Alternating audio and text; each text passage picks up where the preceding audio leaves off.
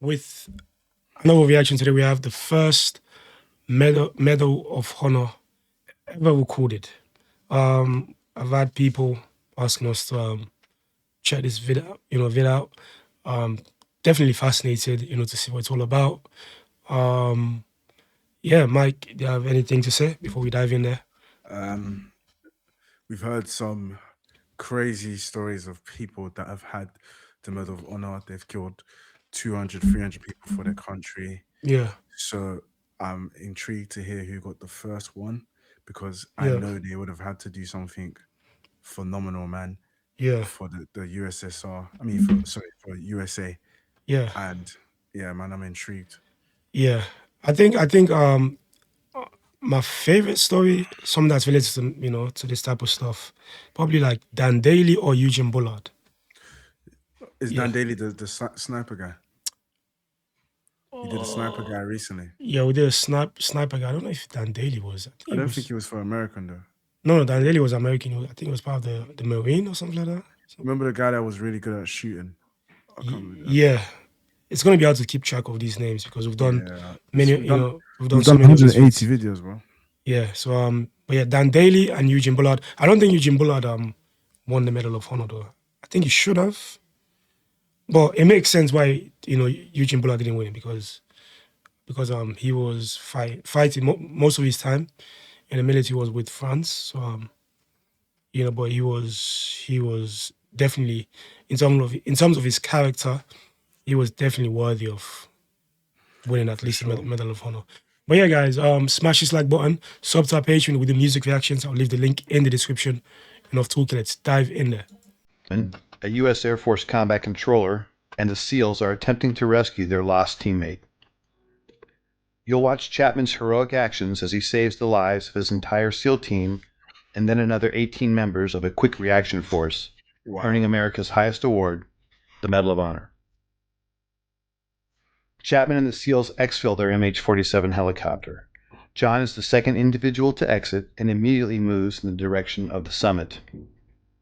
He can be seen moving off to the right of the screen, alone. The team is taking heavy fire from every direction, as indicated by the arrows, as Chapman begins engaging targets. You can see spent cartridges ejecting from his M4. Chapman then begins closing with the enemy, forcing his way upslope in knee and thigh-deep snow. So they're in snow.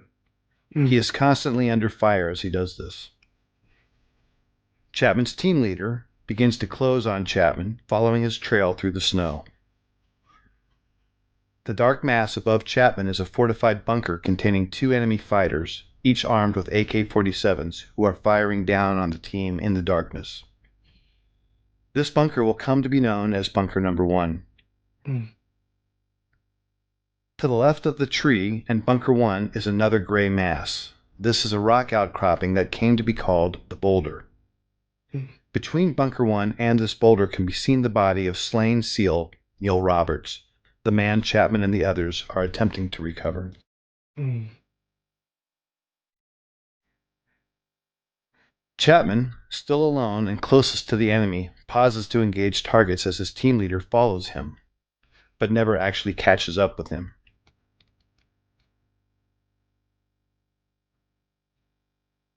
Chapman, on his own, now makes the decision to charge directly into the enemy bunker, despite withering point-blank fire. Wow.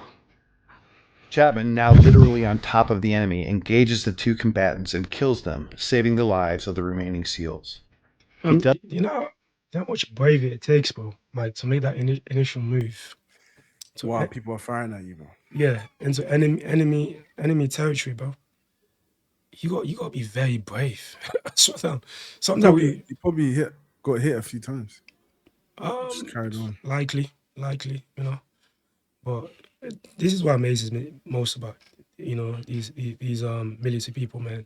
It's just the bravery, the willingness to risk your life, for your mates, for your countrymen, you know.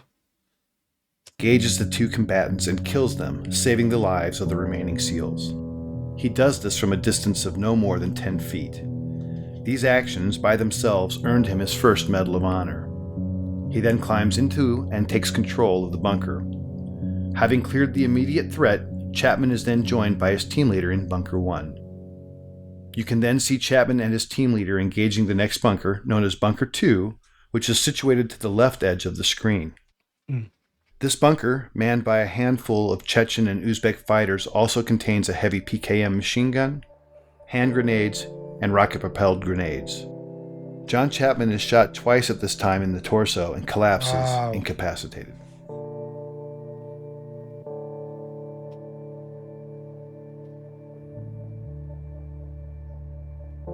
You are now looking at a new angle, and at the left of the screen can be seen the two-man fire team and team leader on top of the boulder. Just below it is Bunker 1 with the mortally wounded Chapman.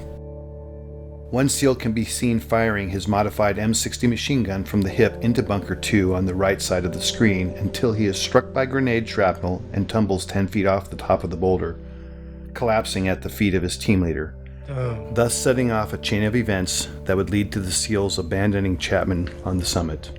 Whoa. The wounded SEAL and the team leader can be seen conferring about his injuries. Moments later, the SEALs decide to retreat from the summit because their position is untenable in the face of continued massive enemy firepower. They can be seen moving toward the right side of the screen and passing the body of Neil Roberts. Unfortunately, the SEALs do not pass John Chapman, who is above them and inside Bunker 1. This angle shows 3 SEALs in a triangle. The larger black heat signature is a smoke grenade. Just to its left is a donkey and dead Al-Qaeda fighter killed by Chapman. The steepness of the mountain can be seen as the SEALs begin to slide down the near sheer face.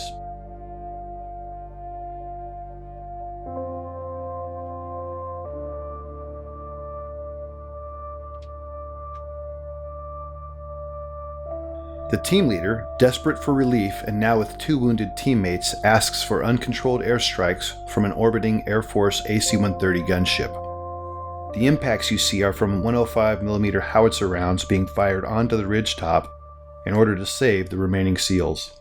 Because neither the SEALs nor gunship know Chapman is alive, he is experiencing these detonations from his position. At approximately 5:20 in the morning, Chapman recovers and begins to engage the enemy. Bunker 1 is on the right side. Well, I thought he was shot in the torso. So how did I told you he definitely got shot, fam. Yeah, so how did he recover? Because he's a legend. Like, okay, Mike, we got to think about this, like, logically, like, how did he actually recover, man? Because I don't think there was any medical team around to look after him or to, unless, I don't know. How did he recover? Like, this is only superhuman stuff.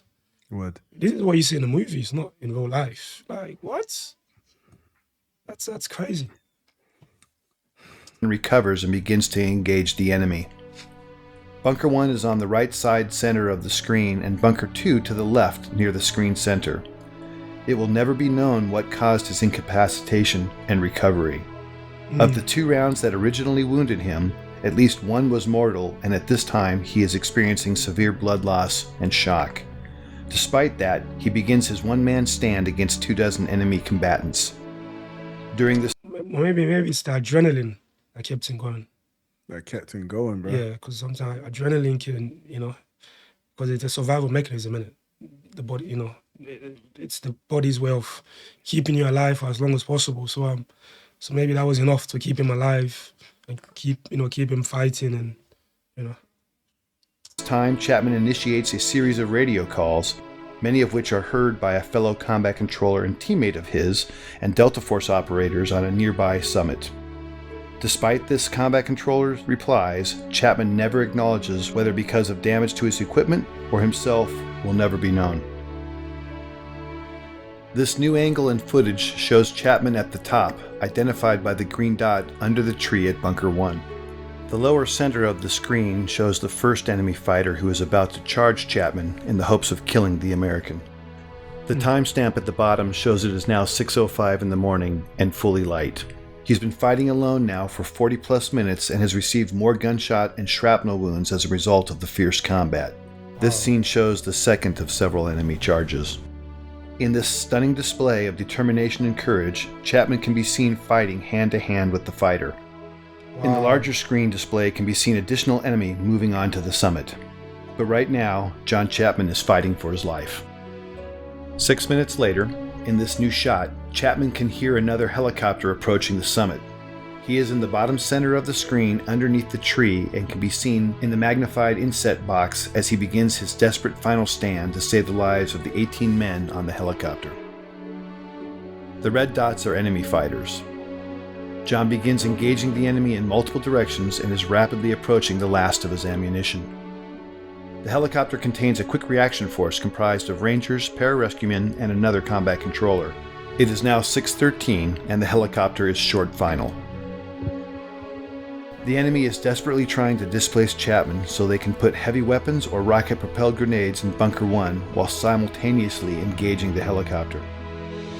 With the choice to save his life or the lives of his unknown comrades, Chapman makes the decision to climb out of the bunker and begin firing in multiple directions as can be seen in the inset. Wow. Suffering from as many as a dozen wounds, Chapman is in fact already in the process of dying.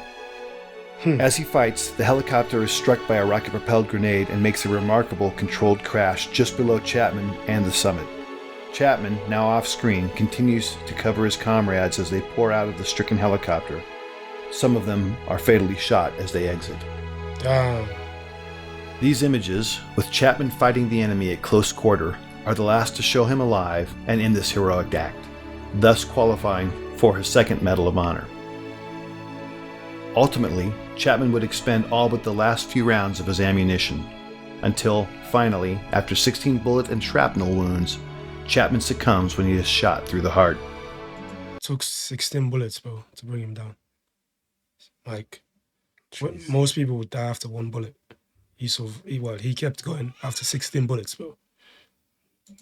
We will never know his final thoughts or words, but what we do know is his decisions and actions single-handedly saved the lives of 23 comrades.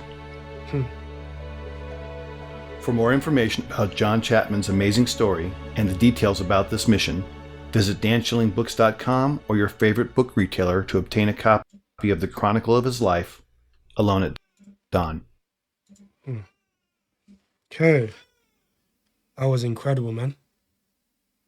Unbelievable, bro. Absolutely incredible. These people should be immortalized, but like, bro, that's incredible. You know, he should have been dead long time ago, but he kept on going. Shows that he was a very strong individual. You know, Beast, bro. And he saved 23 people. yeah, He was wounded, still tried to shoot. yeah. These stories don't even seem real. Shut down. And sorry for the sound. Abs' sister just had a newborn baby. Can you hear the baby Yeah. crying? We can hear it, bro. But it's minor. That's cool. Yeah. Yes. Sorry about that, guys. But yeah, you know, incredible stories. I like this type of stories, man. They're very inspiring, isn't it? Very, very inspiring. But yeah, if you like the reaction, smash this like button. Let us know your thoughts in the comments below. Don't forget to like, comment, subscribe.